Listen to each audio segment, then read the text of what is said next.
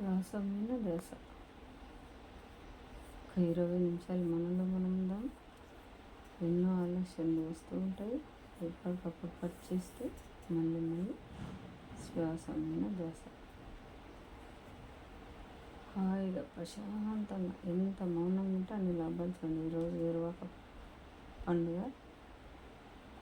ఎన్నో శక్తులు మన లోపలికి వస్తూ ఉంటాయి. ఎంతో ఎనర్జీ పెంచుకుంటాము. రోజు విశ్వశక్తి ఫ్లో అవుతూ ఉంటుంది. హాయిగా ప్రశాంతంగా ఆ కాంతిని స్వీకరిద్దాం. నా భుజాల లోపల శక్తి తిరుగుతుంది, నా కాళ్ళ లోపల తిరుగుతుంది, అనుబొమ్మల ఆగిపోతుంది. దాన్ని గమనిస్తూ కూర్చుందాం. ఉప్పులోని శ్వాస ముక్తికి మరి దాని పేరే ధ్యానం. ఎందుకంటే మన శ్వాసనే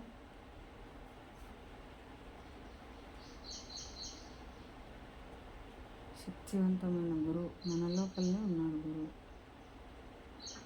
ఆనాపానసతి అంటే చూడండి, మనం ఎంత మౌనంగా ఉంటే అన్ని లాభాలు. మౌనమే లేకపోతే కష్టాలు.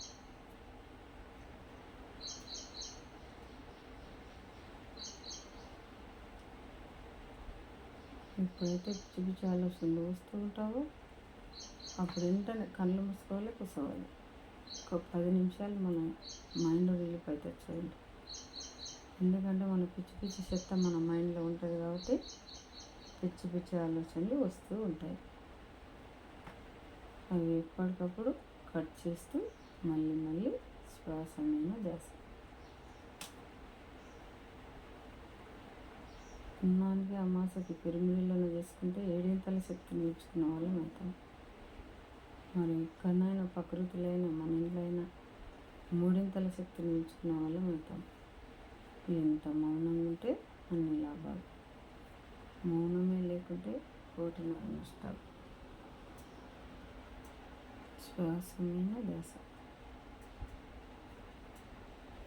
ఎన్నో జన్మల పుణ్యఫలం చూడండి. ఇలాగ మనం కూర్చున్నామంటే ఎన్నో జన్మల పుణ్యఫలం.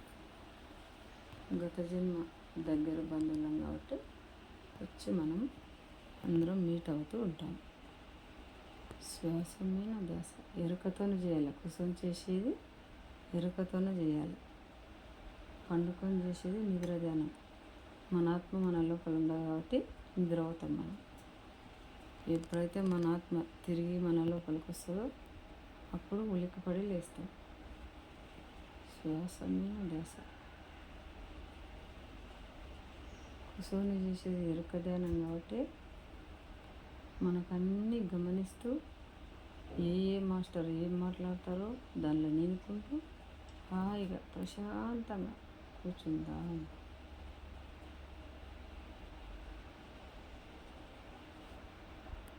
చూడండి, మన గురువుగారు ఎట్ట చెప్పింది, ముక్కులోని శ్వాస ముక్తికి మరి దారి. ఆనాపానసతి అంటే మనం ఎప్పుడైతే కూర్చుని అలవాటు పెట్టుకోవాలి. కూర్చో కూర్చో కూర్చో కూర్చో అని. ఎందుకంటే అది మన ఆత్మ. మన లోపలే ఉన్నాడు గురువు. కళ్ళు మూసుకోవాలి, కూర్చోవాలి, దాన్ని గమనించాలి. శ్వాస మీద ధ్యాస.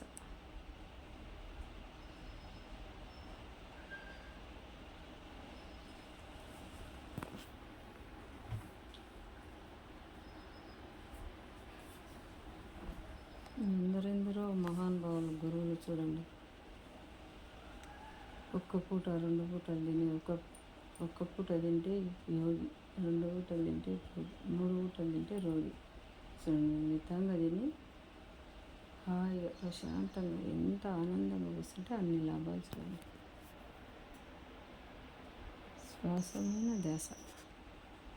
హాయిగా విశ్వశక్తి ఫ్లో అవుతూ ఉంటుంది. ఆ కాంతి మన లోపలికి వచ్చినప్పుడు మన లోపల ఏ జబ్బున్నా పటపంచలు అయిపోతుంది చూడండి. కిడ్నీలు చెడిపోయినా ఆదవుతాయి, మంచిగా అవుతాయి. దగ్గు, జలుబు, జ్వరము ఎన్ని వచ్చినా తగ్గించుకునే వాళ్ళం అవుతాం. కానీ మన శ్వాసనే మనకు శక్తివంతమైనది. ఆ కాంతి మన బాడీలో తిరుగుతూ ఉంటుంది. ఎక్కడెక్కడ తిరుగుతుంది అంటే భుజాల నడుమ తిరుగుతుంది, మోకాళ్ళ నడుమ తిరుగుతుంది, మన ముక్కు కాడికి వస్తుంది. దాన్ని గమనిస్తూ కూర్చోవాలి.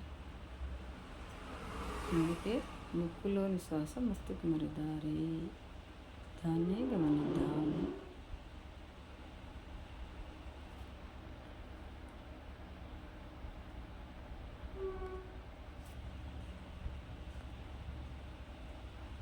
ఎన్నో ప్రాబ్లాలు ఉంటాయి మనకు, మన స్త్రీశక్తి గొప్పది.